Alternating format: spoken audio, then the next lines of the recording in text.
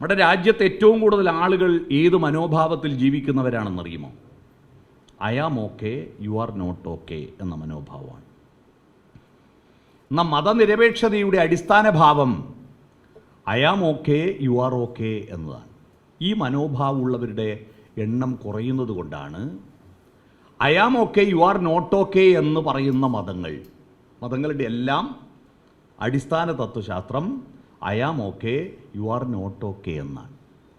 എൻ്റെ ദൈവം മാത്രം ശരി, നിൻ്റെ ദൈവം ശരിയല്ല എന്നതാണ് എല്ലാ മതങ്ങളും പറയുന്നത്. കഴിഞ്ഞ ദിവസം രസകരമായ ഒരു പ്രസംഗം ഞാൻ കേട്ടു. ഗൾഫ് നാടുകളിൽ ഇതര മതസ്ഥരുടെ കൂടെ 5 വർഷം താമസിച്ചിട്ടും ആ മതസ്ഥരെ നമ്മുടെ ദീനിലേക്ക് കൊണ്ടുവരാൻ കഴിഞ്ഞിട്ടില്ലെങ്കിൽ അവൻ എന്ത് ദൈവവിശ്വാസിയാണ് എന്നൊരു മൊയ്ലിയാർ പ്രസംഗിക്കുകയാണ്.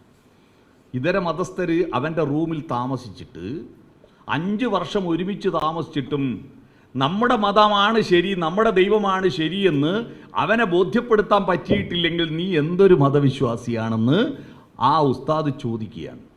നിങ്ങൾ ആലോചിക്കുക, എത്രമാത്രം സങ്കുചിതമാണ് മതവിശ്വാസികളുടെ മനസ്സ് എന്ന് നിങ്ങൾ ആലോചിക്കുക. അപ്പോൾ ഭൂരിപക്ഷം മതങ്ങളുടെയും മതവിശ്വാസികളുടെയും ചിന്ത I am okay, you are not okay എന്നാണ്. പക്ഷെ നമ്മുടെ ഭാരതത്തിലെ തത്വശാസ്ത്രം ഹിന്ദുമതം ഉണ്ടാകുന്നതിന് മുമ്പ്, അൽ ബറൂനി വരുന്നതിന് മുമ്പ്, പേർഷ്യൻ ഭാഷയിൽ സിന്ധു എന്ന വാക്കിന് പകരം ഹിന്ദു എന്ന വാക്കുണ്ടാകുന്നതിന് മുമ്പ് നമ്മുടെ ഭാരതത്തിലെ ദാർശനികമായ അടിത്തറ അങ്ങനെയായിരുന്നില്ല. അതുകൊണ്ടാണ് നമ്മളിപ്പോൾ അറിയപ്പെടുന്ന ഹിന്ദുമതം, ഇന്ന് നമ്മളെ രാജ്യത്ത് അറിയപ്പെടുന്ന ഹിന്ദുമതം ഭാരതീയ ദാർശനികതയുടെ വിരുദ്ധ മതമാണ് എന്ന് ഉറപ്പിച്ച് നമുക്ക് പഠിക്കാൻ പറ്റണം. ഭാരതീയ ദാർശനികതയുടെ വിരുദ്ധ മതമാണ് ഇന്ന് സോക്കോൾഡ് ഹിന്ദുമതം. എന്താ ഹിന്ദു എന്നതിൻ്റെ തർക്കങ്ങൾ നമുക്ക് വേറെ തന്നെ പറയാം. ഹിന്ദു സംസ്കാരമാണോ ഹിന്ദു മതമാണോ? എന്തായാലും ഹിന്ദു മതം എന്ന് പറഞ്ഞൊരു മതം ഇപ്പോൾ ഉണ്ട്. ആ മതം ഭാരതീയ ദാർശനികതയുടെ വിരുദ്ധമാണ്. അതുപോലെ മുഹമ്മദ് നബി ഉണ്ടാക്കിയ സത്യബോധം എന്ന ബോധത്തിന് വിരുദ്ധമാണ് ഇസ്ലാം മതം. സത്യബോധം എന്ന ബോധത്തിന് വിരുദ്ധമാണ് ഇസ്ലാം മതം. എല്ലാവരെയും സ്നേഹിക്കാൻ യേശുക്രിസ്തു വിഭാവനം ചെയ്തിരിക്കുന്ന ആ സ്നേഹമതത്തിന് വിരുദ്ധമാണ് ക്രിസ്തുമതം. അപ്പോൾ മനസ്സിലാക്കുക, മതങ്ങളെന്ന് പറയുന്നത് അതിൻ്റെ ദാർശനികതയുടെ വികാസത്തിന് വേണ്ടിയുള്ളതല്ല, ദാർശനികതയെ മൂടിവെക്കുന്നതാണ് എന്നതാണ്. മതങ്ങളുടെ അടിത്തറ യഥാർത്ഥത്തിൽ അതിൻ്റെ ദാർശനികതയായിരുന്നു. എന്നാൽ ദാർശനികത ഉപനിഷത്തുകളിൽ പറഞ്ഞിരിക്കുന്ന, അല്ലെങ്കിൽ വേദങ്ങളിലും വേദാന്തങ്ങളിലും പറഞ്ഞിരിക്കുന്ന യഥാർത്ഥ വസ്തുതയെ മൂടിവെക്കുകയും സത്യത്തെ തുടർന്ന് കൊണ്ടുപോകുവാനുള്ള പ്രേരണയെ ഇല്ലാതാക്കുകയും ചെയ്തുകൊണ്ട് പണ്ടാരോ പറഞ്ഞു വെച്ച, അല്പജ്ഞാനികൾ പറഞ്ഞു വെച്ച സത്യത്തെ, ആ സത്യത്തിന് അപ്പുറത്തൊരു സത്യമില്ല, അത് ധർമ്മം ശാസിക്കപ്പെട്ടതാണ്, ധർമ്മശാസ്താവാണ്, ശാസിക്കപ്പെട്ടതാണ്, അതിനപ്പുറത്തേക്ക് പോകണ്ട.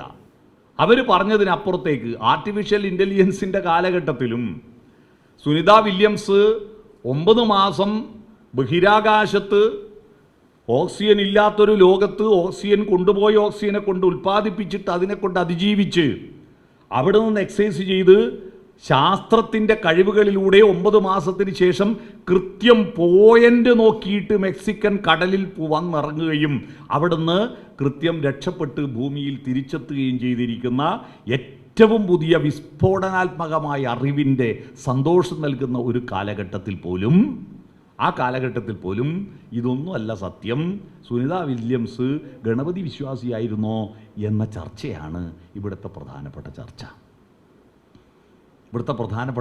അതാണ്. ഒരാൾ വിശ്വസിക്കുന്നതും വിശ്വസിക്കാതിരിക്കുന്നതും അയാളുടെ സ്വന്തം അധികാരമാണ്. ഒരാൾക്ക് വിശ്വസിക്കുകയും ചെയ്യാം, വിശ്വസിക്കാതിരിക്കുകയും ചെയ്യാം. അതിനെ ചർച്ചയാക്കേണ്ടതില്ല, അത് അയാളുടെ സ്വാതന്ത്ര്യമാണ്. പക്ഷെ അയാൾ പിടിച്ചിരിക്കുന്ന സത്യം എന്താണെന്ന് തിരിച്ചറിയണം. ഈ സത്യമാണ്, സത്യാന്വേഷണമാണ് എല്ലാ പ്രവാചകന്മാരും എല്ലാ മതങ്ങളും ആദ്യം പറഞ്ഞത്. പക്ഷെ നമ്മുടെ പുരോഹിതന്മാരുടെ കയ്യിലേക്ക് ഇത് വന്നപ്പോഴാണ് മതമുണ്ടായത്.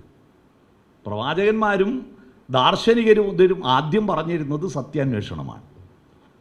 പിന്നെ പുരോഹിതന്മാർ, മുമ്പേ ദൈവത്തിൻ്റെ ഹിതം അറിയുന്നവർ, അവർ അജ്ഞാതമായ ലോകത്തെ വെച്ച് ഈ ഭൂമിയിലെ ജ്ഞാതമായ വികാസത്തെ തടസ്സപ്പെടുത്തുന്നവരാണ് പുരോഹിതന്മാർ.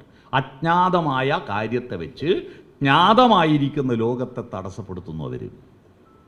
മരണാനന്തര ലോകം എന്താണെന്ന് ഇതുവരെ ആർക്കും പിടികിട്ടിയിട്ടില്ല. അതുകൊണ്ടാണ് നമ്മൾ കമ്മ്യൂണിസ്റ്റ് പാർട്ടികളുടെ ജാഥക്ക് പോകുമ്പോഴും ഇൻകുലാബ് സിന്ദാബാദ് എന്ന് പറഞ്ഞ് ജാഥ പോകുമ്പോൾ അവിടെ പഴവങ്ങാടി ഗണപതിയുടെ വിളക്ക് കണ്ടാൽ, അല്ലേ പത്മനാഭസ്വാമി ക്ഷേത്രത്തിൻ്റെ മുമ്പിലെത്തുമ്പോൾ ഈ മുദ്രാവാക്യത്തിൻ്റെ ഇടയിൽ ഇങ്ങനെയാക്കും. അതെന്തിനാണെന്നറിയോ? അവരെ കുറ്റം പറയണ്ട. അതായത് മരിച്ചിട്ട് എന്തെങ്കിലും ആവശ്യം വന്നെങ്കിൽ ജില്ലാ സെക്രട്ടറീൻ്റെ കത്തെടുക്കൂലല്ലോ. അവിടെ എന്തെങ്കിലും ആവശ്യം വന്നത് നിന്നോട്ടെ എന്ന് വിചാരിച്ചിട്ട് മരിച്ചതിന് ശേഷമുള്ള ഈ അജ്ഞാതമായ സാഹചര്യം അത് നിലനിൽക്കുന്നിടത്തോളം കാലം ദൈവത്തിനും വിശ്വാസത്തിനും ആളുകൾക്ക് പ്രസക്തി ഉണ്ടാകും. കാരണം അവർക്കറിയില്ല. പക്ഷേ ഈ അജ്ഞാതമായ ലോകത്തെ വെച്ച് ഭൂമിയിലുള്ള മനുഷ്യരെ ചൂഷണം ചെയ്യുന്ന എളുപ്പപ്പണിയാണ് മതമെന്ന് പറയുന്നത്. മതം ഈ ഹിന്ദു ധർമ്മമല്ല ഇപ്പോൾ കാണുന്ന മതം. ഇസ്ലാം മതം ഇപ്പോൾ കാണുന്ന ഇസ്ലാം മതം യഥാർത്ഥത്തിൽ പ്രവാചകന്മാർ പറഞ്ഞ ഇസ്ലാം സത്യമതമല്ല, സ്നേഹമതമല്ല. അതെല്ലാം പിന്നീട് പിടിച്ചു കെട്ടപ്പെട്ടതാണ്.